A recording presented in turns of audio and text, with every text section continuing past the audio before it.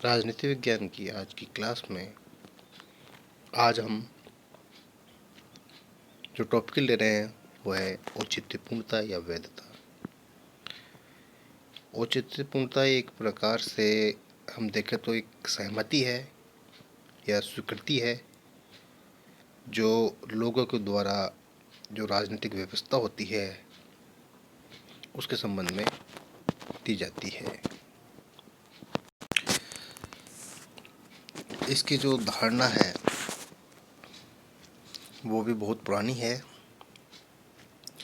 लेकिन जो वर्तमान समय में इसका अर्थ बदल गया है।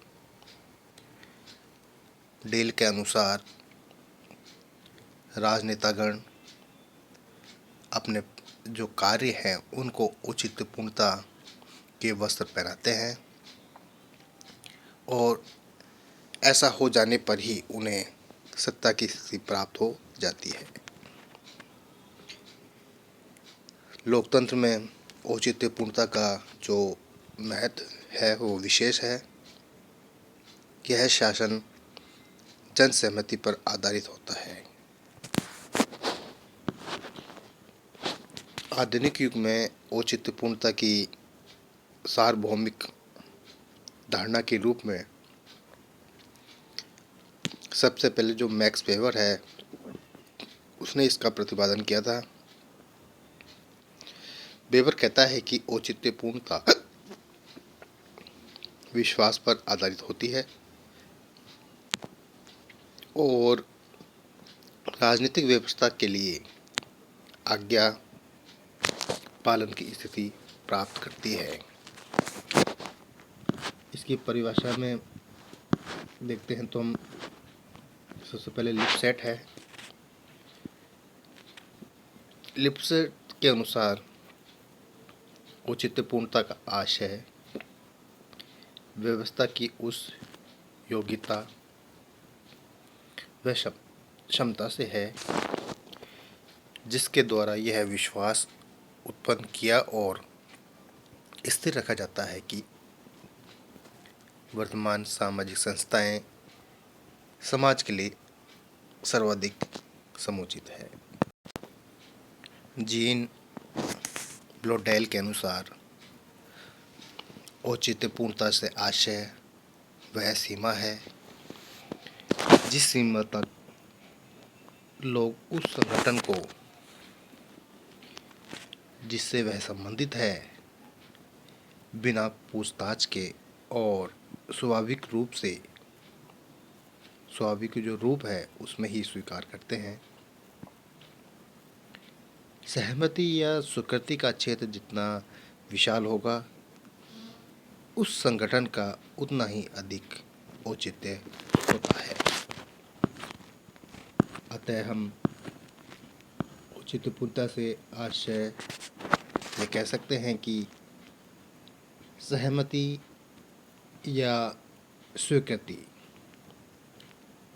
जो लोगों के द्वारा राजनीतिक व्यवस्था के संबंध में दी जाती है।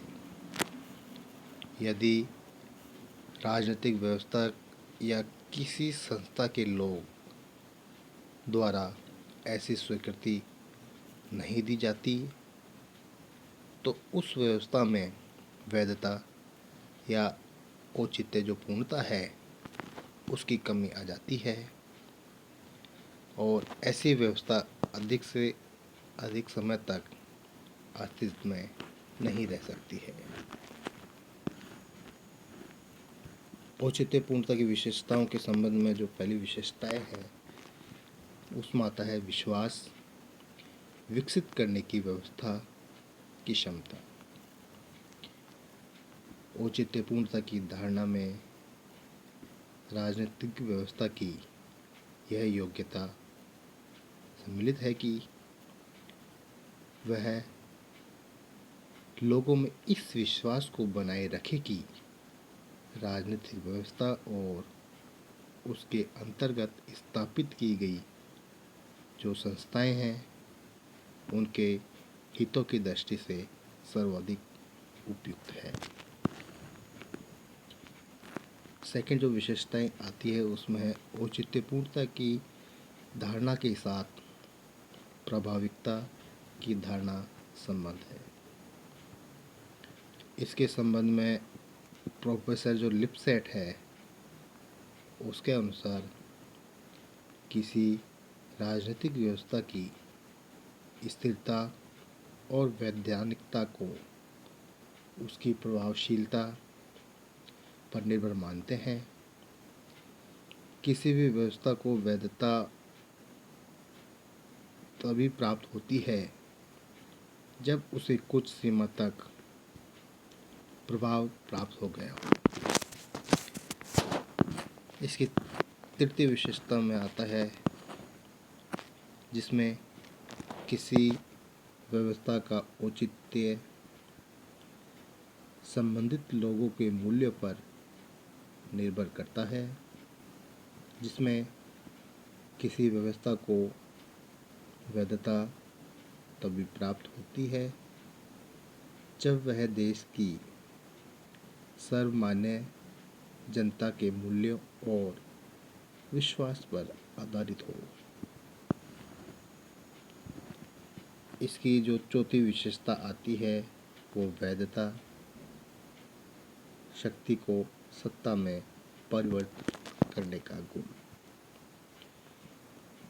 राजनीति में एक कहावत है कि उचित शक्ति ही सत्ता होती है, जिसका अर्थ है कि शक्ति को सत्ता की स्थिति तभी प्राप्त होती है जब उसे जो जन सामान्य की दृष्टि में वैधता को प्राप्त कर लिया जाता है।